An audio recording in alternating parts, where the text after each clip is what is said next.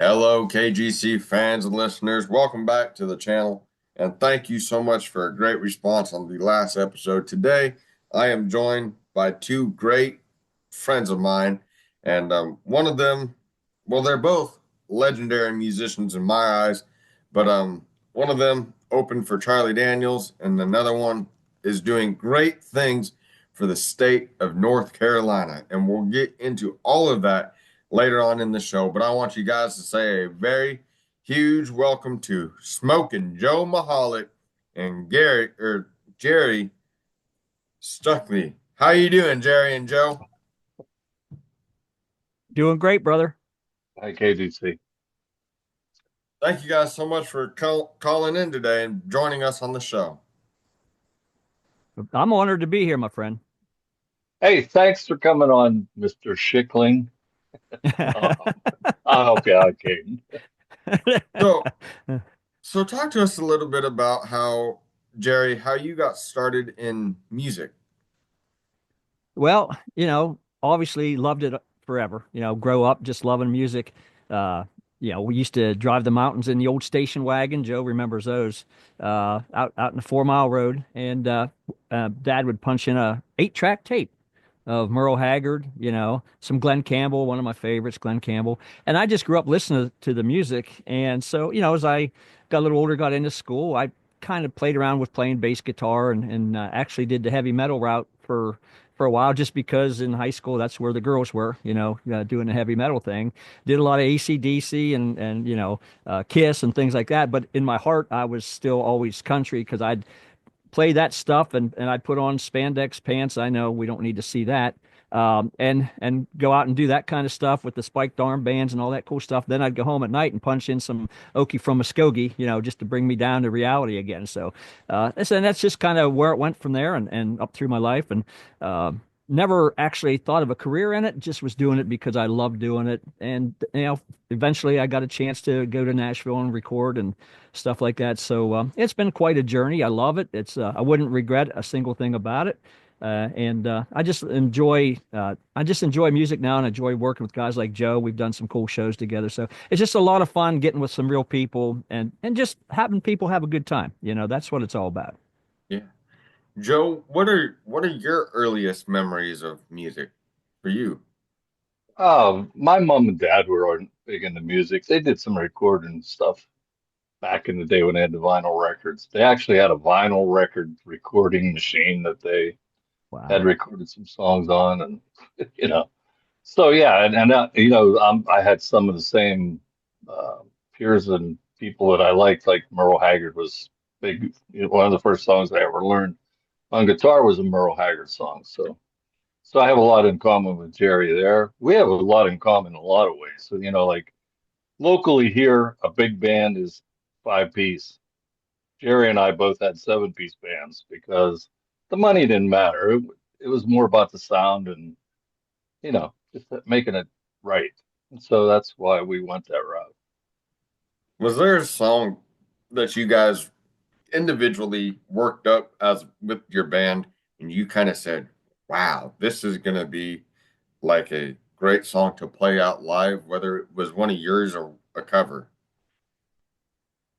Yeah, I had one that was on my CD. The title was "Saving It Up for Saturday Night." And when I first brought the cuts home to my guys in my band, my lead guitar player Mark, Joe knows Mark well. Mark's a great guy, Mark Koss.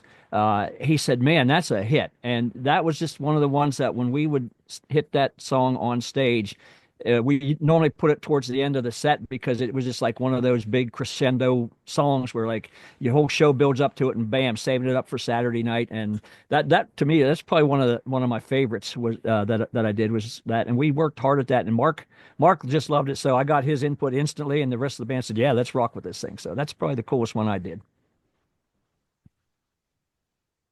Yeah, and you What had about some great songs. You have great songs. Thank you. Oh, and by the way, before as we were talking about bands, I tell you what, in this Joe had one of the best bands that I'd ever been honored to be around. The Wild Horse Band was incredible with Russ and Denny and all the other guys he had. Those guys knew how to make music, and I was just always like humbled to even share the stage with them. So I just want to let Joe know that you guys are always awesome, man. Appreciated everything you guys did. Same thing with you, Jerry. You always, surrounded yourself with good people, and that's what makes a good band. And it really does. And you surrounded yourself with good people, and it's important. And people don't realize that either. That collection of people is what really makes, we're the lead guys. We're the ones everybody sees and stuff. But that uh, conglomerate, whatever I'm trying to say, those people The, behind us are very important. But yeah, the yeah, band. you're right. I mean, that's that. I always gave the credit to my band. I had, Yeah, like Murph and Brenda, their 3-part harmonies made my vocals absolutely. sound better. I mean, they were tremendous and they made me sound good. So, I was blessed to have them just as part of that. And that's the whole thing, and you go through band members, you go through some that just don't fit, Yeah, with what you're trying to do.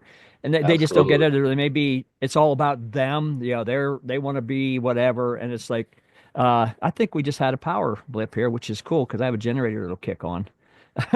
That was pretty cool. But anyhow, that to me, my band was what made my live show. It wasn't me. I brought them together and we sorted through a few pieces here and there. And when I finally got the guys I wanted, man, it was easy at that point. It was easy. So, what do you think is easier for you guys as professional singers, songwriters? Is it the singing that comes easy for you guys, or is it the songwriting? Well, for me, I'm just an entertainer. I'm not much of a songwriter. I'm working on one now, and we'll talk about that later when we get to North Carolina. But I've always just done other, even the CD I did. My producer down in Nashville, Tom Payton, he is also a music publisher. So he sent me, I think we went through over 300 some songs before we put 10, on there. So I'm not a songwriter, and I'm like a three chord guitar guy. I'm not a refined musician. I'm an entertainer, love to sing, and that's why I enjoyed bringing folks that were good with their talents. I didn't have to do it all. I bring in my band with their different talents and songwriters with their, I look at one of my biggest idols was George Strait, and George didn't write many of his own songs, but he knew how to pick good songs, I guess, from songs that were pitched to him. And that's kind of where I was. I was never really much. I'd get like half a song written in my mind, and I put it down, and then that was it. I just didn't have that. That's why I relied on other people, and that's it. Everybody uses their own talents to bring it together to make it all happen. Hey, Jerry, you got one of those notebooks also with lots of songs started. Yeah, I got a whole notebook of Jerry Me too. songs, and okay, and then let's go. But yeah, I have one of those. Yep. Hey, I, you I wouldn't be also real if have you one. didn't have one. I have one. So I understand because I'm not a good Yeah, finisher either. I get that great hook. I get a great get it. hook. I get the great first verse, and then it's like, where do you go from here? Maybe we should take ours and combine them, and we could come up with one That or might two work. songs and pull That pieces out. might work. Uh, That may work. What what song for what song for you, Joe, was fun when you got into the recording studio to record? What song were you just excited to record? Hmm, that's a good question. There were so many because I liked a lot of the songs. I'm the same as Jerry. Like all the songs that I have, we wrote actually Wanted Man on the one on our first album. That's the only song we wrote. The rest of them were written by someone else and recorded. But I did the same thing. Like I said, we went through hundreds of songs like Jerry did and picked out the ones I liked. And Beer Bottle Brown was probably the biggest one for us, but yeah, good tune. you know. So That was probably our big. when you go and put these songs out and you don't know what the response is going to be, when you kind of premiere that song on the stage, uh, Jerry, this goes for you.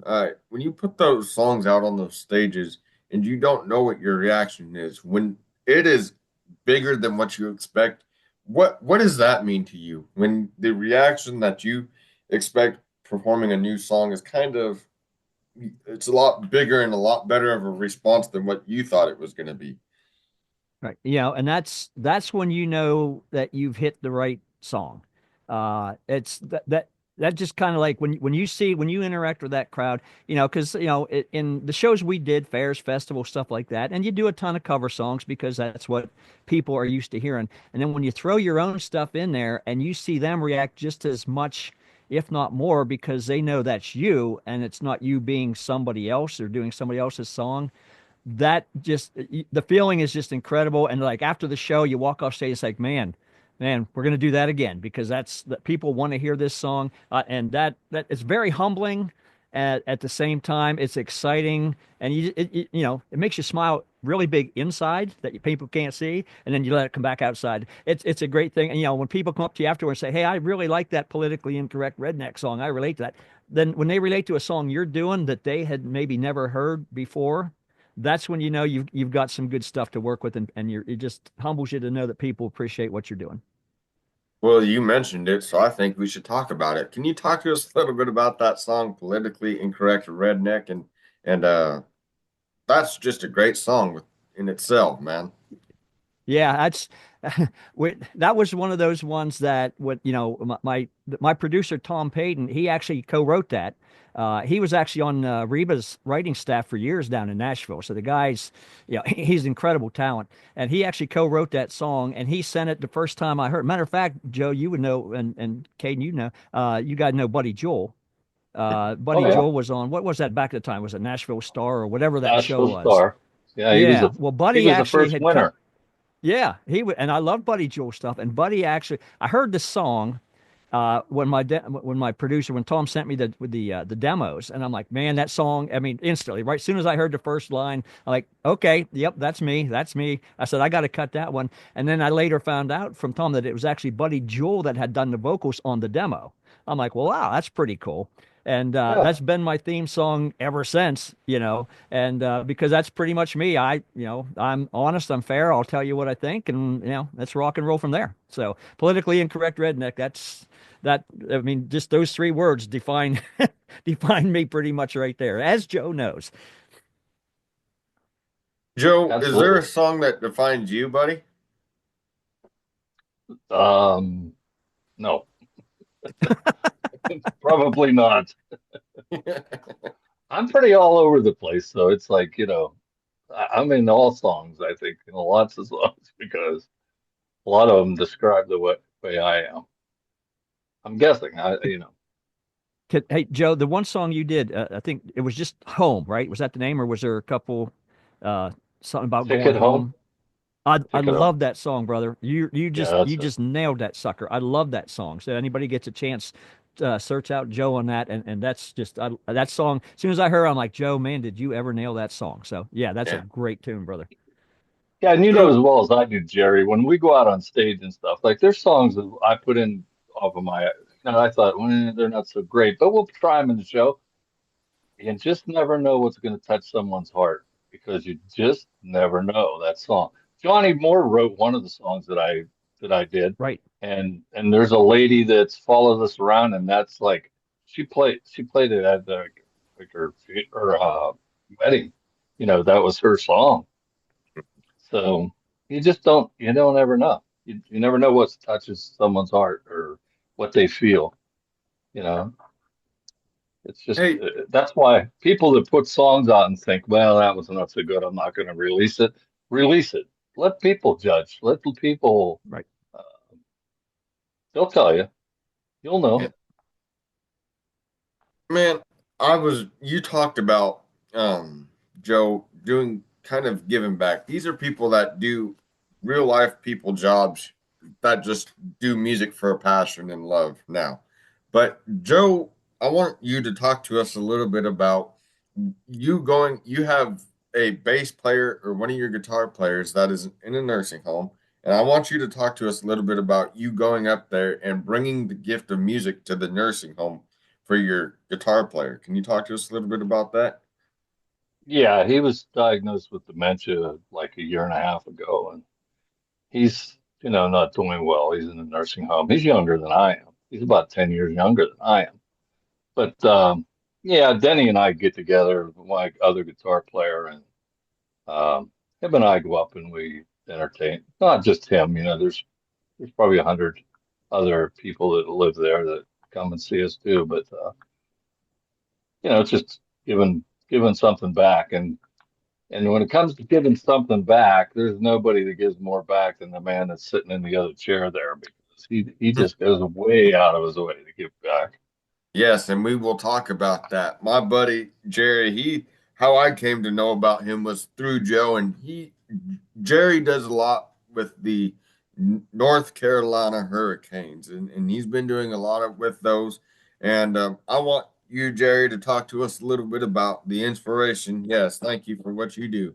But can you talk to us a little bit about how you got inspired to um, go out there and give back as much as you have? Yeah, I'll give you the Cliff Notes version, and later we can talk. There's a link to a video I have. It's on my website that gives people a background of how it all happened. But uh, I work with a lady through an organization called Tactical Civics, but she and I kind of coordinate some things that we put up online, and she edits and does stuff. And I had sent her a video clip, and normally I hear back from her. Now this is right as the storm was happening. This is the end of September, September 26th, September 27th. And I sent her the clip, and I didn't hear back from her. I didn't nothing for a day or two. I'm thinking, well, that's kind of odd, but she's busy, whatever. Didn't think a thing about it, And then about 4 days into that storm, to Hurricane Helene, I'm going up to a cabin I have that I'm a member of a hunting camp up on the mountain, and we're going up to do some work there. And I get a text from her. Hey, Jerry, this is Darlene. Something to the effect that, sorry, I haven't got back to you. I just now got my cell service back. And I thought, and I knew she was in North Carolina. I mean, I didn't, but it never related Yeah. that. And I said, man, she just texted me. I never even thought about that. So I said, she just got a cell. I'm going to pull off to the side of the road so I don't lose my signal, so I can just see if she'll take my call. And fortunately, she did. And we talked for almost an hour. And she was describing to me the devastation in her area. She's south, the Asheville area. Everybody hears about Asheville, but we're a little further west in some of these what they call the haulers there, and that's what they are. And so she was describing all this to me and the devastation. And I could tell in her tone of voice from our conversation that they just didn't, they were just kind of like, we don't know what's going on. We don't know what to do right now. They had been hit so hard, so quick that it just kind of devastated them. And so after Darlene and I talked, and I'm thinking, man, these folks are in need of food, water, tons of stuff, no power, going to be out for weeks and months. And I called my wife and I said, I just got off the phone with Darlene, and she was in the area it was hit and described some of the things we talked about. And I said, I just feel it in my heart. I said, I got to do something to help these people. I don't know what I can do. I don't have any idea, but man, there's something tells me I need to do what I can to help these folks down there because I'm still in good shape. And I think about that even today in the cold weather they're down there, still some of them intense. But my wife said, you do what you got to do. It's in your heart. You figure out some ideas. I'm behind you 100%. And that's kind of how it all started. And it went from there. And we started out with supplies. I hauled, me and a friend of mine hauled my trailer. I emptied my sound system out and threw everything in. We had a whole trailer full of water, food, kids stuff, dog and food and pets and stuff, everything that we could take down. And after we got there, we found out at that point, that was been like October, we realized that their supplies on that end had pretty much they had more than they could use because of the good hearts of the folks all across the country, had donated stuff. But then, I saw my first trip there. I helped a lady get her power back on. These mudslides came down these haulers and Joe and I were talking about it the other day, or maybe even just last night. Joe and I were talking about how these little streams that come down through these mountains, we're talking 4,500 foot high peaks there. They're pretty steep. And they're normally maybe 2 or 3 foot wide that Brian, my friend down there, my friend of mine now, he said, Jerry, you used to be able to step over this creek and not get your feet wet. And when I was there, the water was back to that original level, but the mudslide that brought down trees and houses and all of the variety of different things. They were like 100 yards wide. It was like a football field wide of nothing but mud and destruction and insulation. And that's when I knew I got to keep coming down here because this isn't getting fixed overnight. There was just too much to do. And so my goal is to continue to keep the awareness up about this. I'm going to be, I just got back from my third trip between Christmas and New Year's. We were feeding some folks and hauling some food around to them, some warm food. But I'm getting ready to, hopefully when the weather breaks, we're going to help them start rebuilding.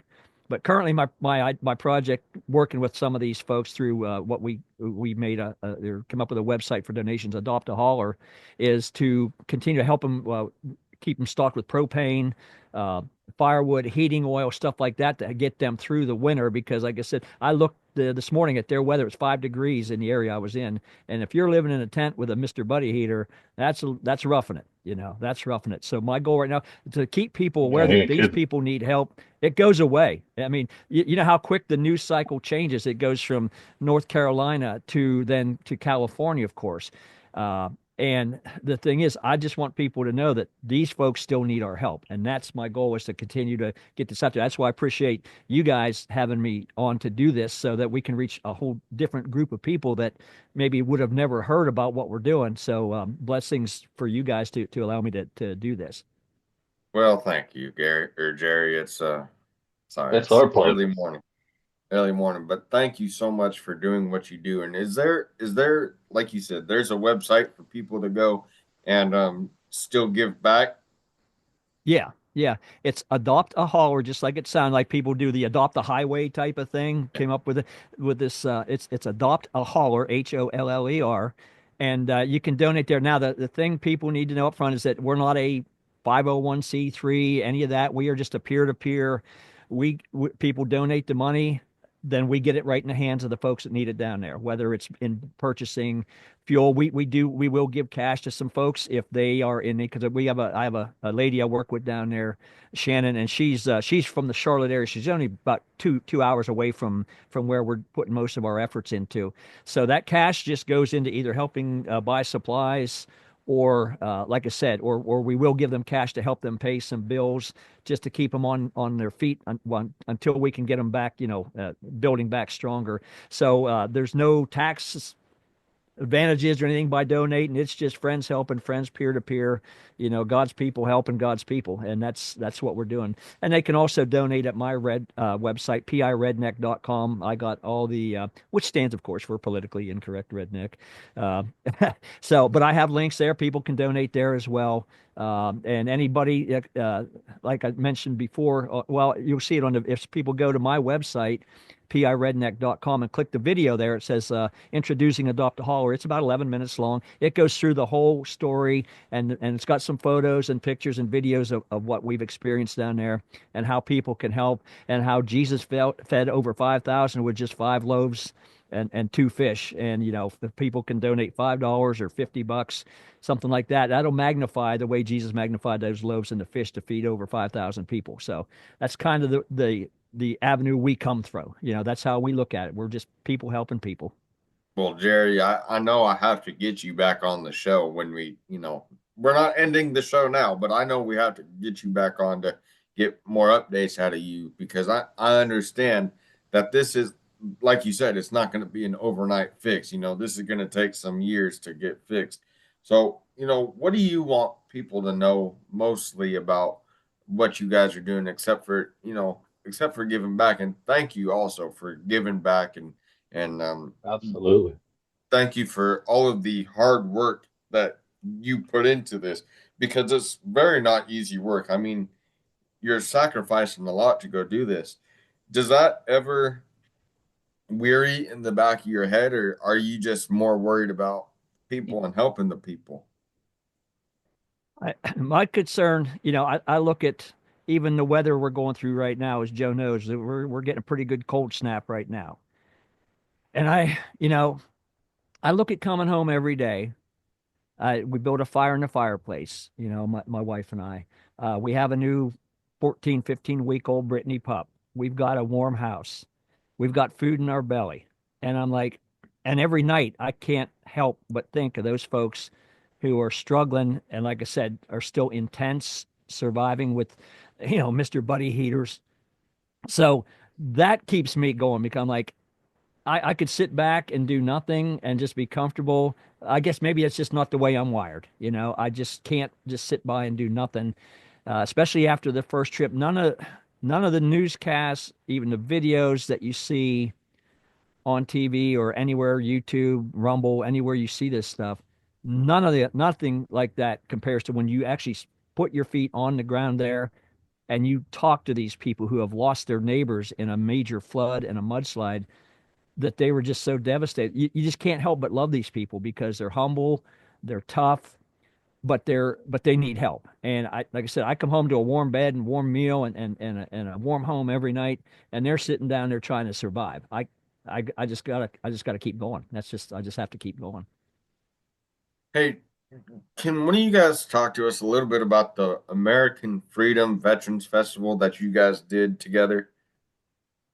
Joe, go ahead.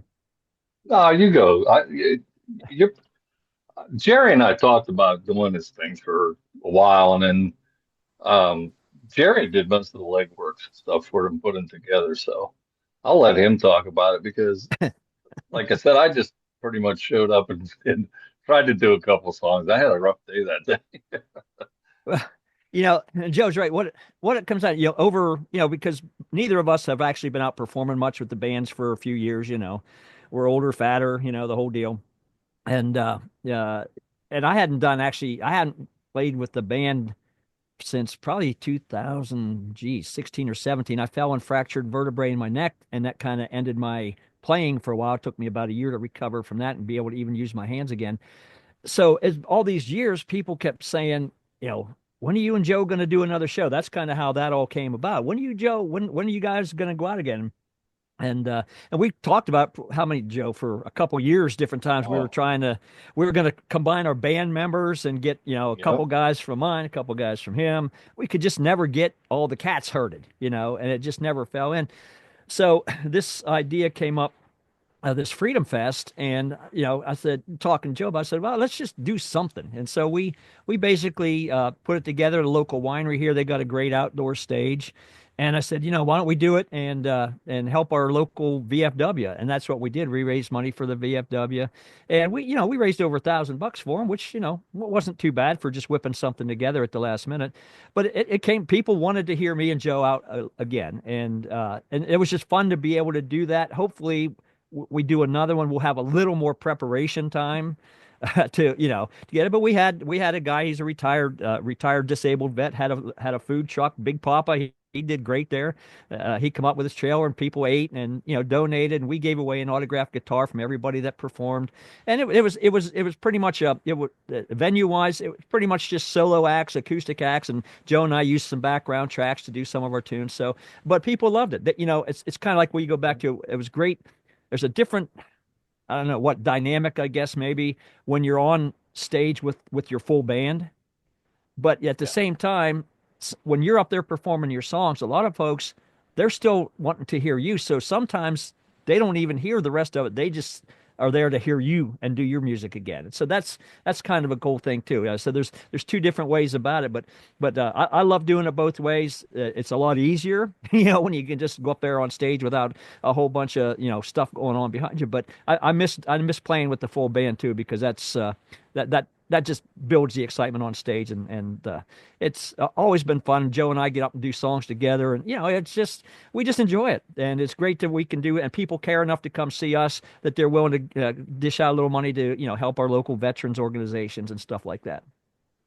Joe, can you talk to us a little bit about you getting the opportunity of a lifetime to open for the great Daryl Singletary and what that opportunity was like for you, not only as a country music fan, but as a performer? Well, Daryl was just he had just had released an album, and I heard through local radio and stuff that this was back when they had Radio Shacks, or I mean the places where you could buy albums and stuff. And I'm trying to think of Record Mart. That's what it was.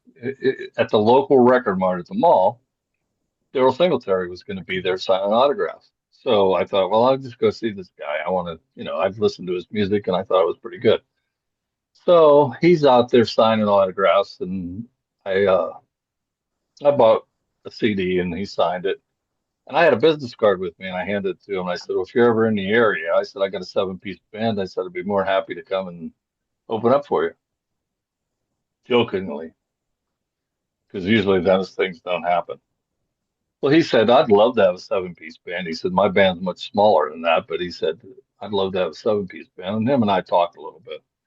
But anyways, the cut to chase. A couple of 3, 4 months later, I get a phone call. Daryl Singletary's coming to the Jersey County Fair. Would I like to open up for him? Well, of course, I jumped on that in a heartbeat.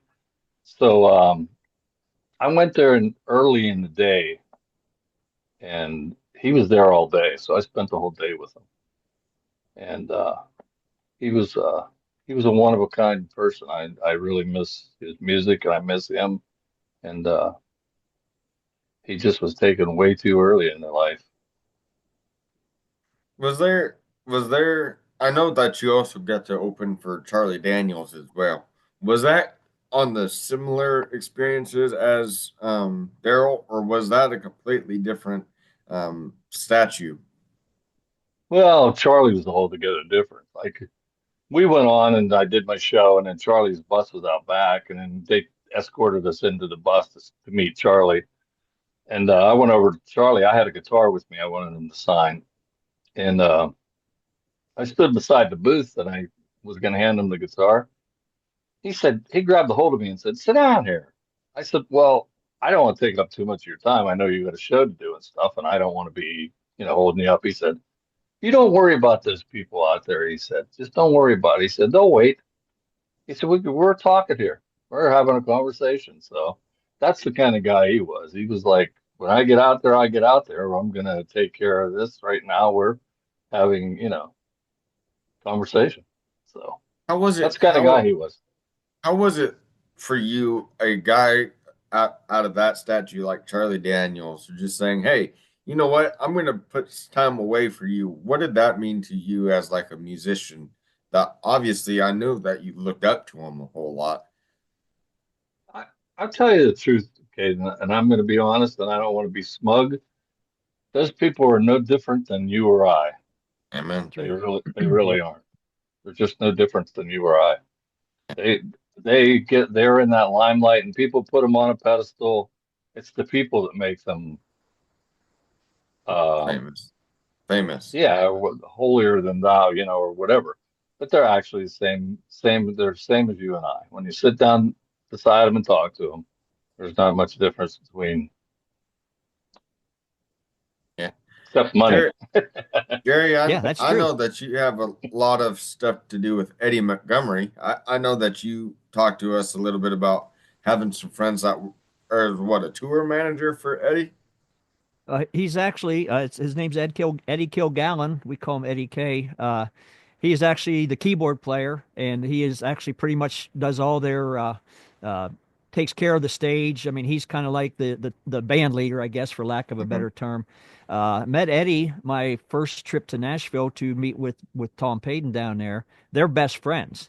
Hmm. And Eddie co-wrote a couple of the songs that are on my CD. He's a songwriter, incredible musician, and he was in Ricochet for a long time. He was part of Ricochet when they were doing big things.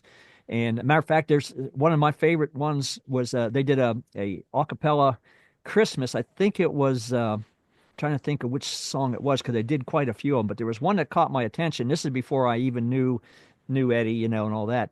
So and when I found out that he was the guy that arranged that song and variety, the guy's incredible and became good friends with him. I mean, the guy's great. So, after the tragic, loss of Troy, Eddie's out there, doing the tours on his own, and Ed Montgomery, that is, and Eddie K's with them every time they come in. We're at the show. He gets us down front, backstage, the whole deal. We go backstage and hang out with him, have a little chow, catch up on things, and he puts us right up in the front row, my wife and I. So, just a super guy, and he's just been a blessing to me because he has helped me, you know, wade through some of the stuff, You know what I'm saying? Joe knows what I'm saying. And just to keep it real, I mean, Joe was talking about Charlie Daniels. Eddie Kay is the real guy. Tom Payton is the real guy. You know, these folks, they're, you know, I was fortunate whenever I was in the studio to four of my songs, Chris Lusinger played lead guitar on it, and he's the guy that played all the leads on Garth Brooks' CD. Matter of fact, he's playing with Garth in Vegas now. So just to have those guys come in, they're playing on. You walk into that studio, and I'm like, I don't think I deserve to be here. It's just We're amazing, you know. intimidated. And these It's people, intimidating. yeah, I mean, and in that you feel like what I'm way above my pay grade right here, baby. Yeah. And it's just so cool that these people just come in like you were just there, like they've been playing with you forever. Yeah. They sit down, they haven't even heard the songs, most of them. They throw out these Nashville number charts. These guys playing like they've been playing them with you for 20 years and just tear it up. So great experience. And Eddie Kay was one of the guys that I just treasured getting to know down there because we are now, you know, we're good friends now. And those kind of people are down there. Now, yeah, there's always the prima donnas. You're going to have that no matter what you do, whatever line of work you're in, you're going to have folks that just think they're the, you know, the cat's backside. But in overall, they're just regular folks. I worked with, I opened for Neil McCoy once. What a cool dude he was, you know, just a regular guy. Just, and that, you know, and I think I might go into a little tunnel here, but to me, country music folks seem like they're more susceptible to just being regular people. I mean, I don't know that as I haven't done any scientific studies on that, you know, but it just seems like the folks at the your country music artists are just like they know who got them there. And that's what I appreciate about him. And a guy like Eddie Kogallen and I could just give a call on the phone, say, "Hey, brother, you know what's happening?" Or "Hey, you guys, I see you guys are coming through." He says, "Yep, I'll fix you up." You know, it's just kind of neat to have those kind of people that you can work with. Humble people, great people, and you know, I wouldn't trade anything. I wouldn't try to redo it all because one thing led to another, and here we are. And it's been a great journey the whole time. Yeah. Hey guys, first off, I want to say thank you to both of you guys for coming on here and shooting the crap with me and giving me some good content. No, I'm kidding. Thank you guys so much for coming on here and talking about your guys' passion, not only for love, for music, but for raising an awareness for these great things. And I got one more segment. Can you guys stay around for it, Absolutely. Joe? I'm here. You gonna stick around for the last segment that we call rapid fire? Yeah, go ahead. Rapid fire us. All right, boys. Here we What's your go. favorite? What's your favorite movie? Uh, Pure Country, George Strait. Good fellows. There you go. What's your favorite song? Amarillo by Morning, George Strait. The dance. Pattern here. The dance. Garth Brooks. The Dance. Both G-Men. Good job. Uh, what was the song that made you want to get into music? Oh boy, here we go again. Amarillo by Morning, George Strait. Today I started loving you again. Merle Haggard. What's your favorite book? Bible. I don't really have one. What has been the greatest life lesson you have ever been given in your life? Don't let anybody tell you you can't do it. If they tell you you can't do it, use that as your inspiration to get her done.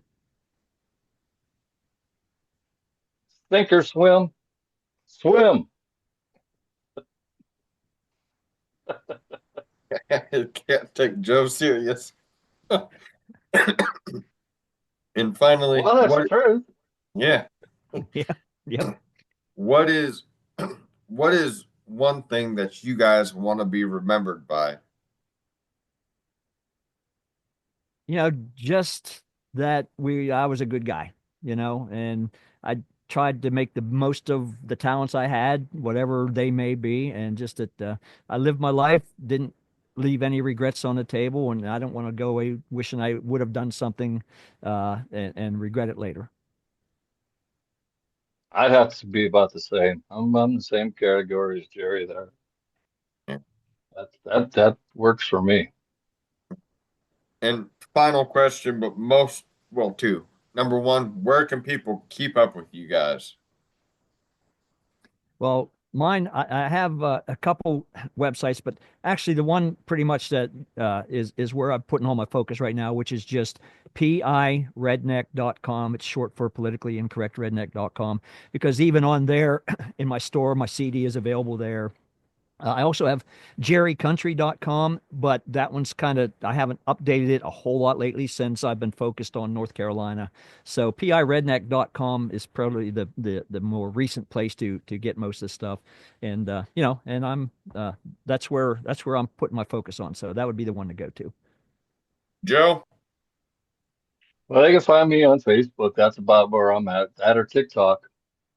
There you Search Joe Meholick. go. There you go. I had websites and stuff, but it's like I haven't played for so long that I just kind of let them go, and you know,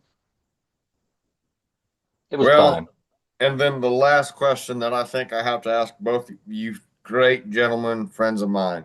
Will you guys come back on the show and talk to us, give us an update about North Carolina and all things Smoking Joe and Jerry? Absolutely, brother. Matter of fact, we will definitely make sure that my next trip to North Carolina, maybe we can do something while I'm on the scene down there. Awesome. But That would be great. I would love to do something like that, and all you got to do is just give me a call and just let me know when you need me, and I'll be there. You got it. Yeah, love I, to. I'd Appreciate your love. time, my friend. You're it's just it's always good. It's always good hanging out with Joe too. Yes, We live Joe like is 20 minutes from each other, but we don't see each other, you Yeah, know. not too much anymore. We used to Joe see is each other a lot. Joe is, Yeah. I jokingly tell Joe that he's my best friend, and he is my best friend, and he's also one of the greatest voices to ever come out of Pittsburgh, Pennsylvania. I think Amen.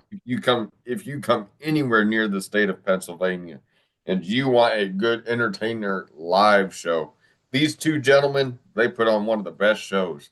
And I've That's only right. got to experience them via Facebook Live, but I know how much work and dedication that they put into their shows. But gentlemen, I just want to say thank you again for coming on the show, and I can't wait to talk to you guys again.